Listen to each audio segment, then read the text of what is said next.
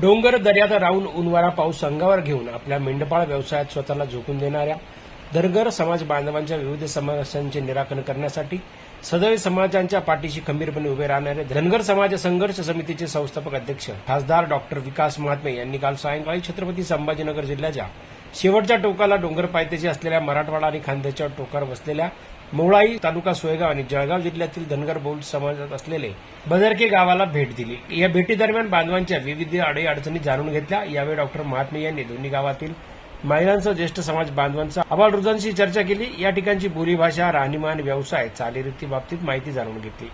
यावेळी डॉक्टर महात्मे यांच्यासोबत संघर्ष समितीचे प्रदेश सचिव ज्ञानेश्वर परदेशी, उत्तर महाराष्ट्र प्रमुख रामेश्वर पाटील, शीतल चिंचोळे, धुळे पंचायत समितीचे महासभापती प्राध्यापक विजय पाटील, सचिन जायभाये यासह पदाधिकारी उपस्थित होते।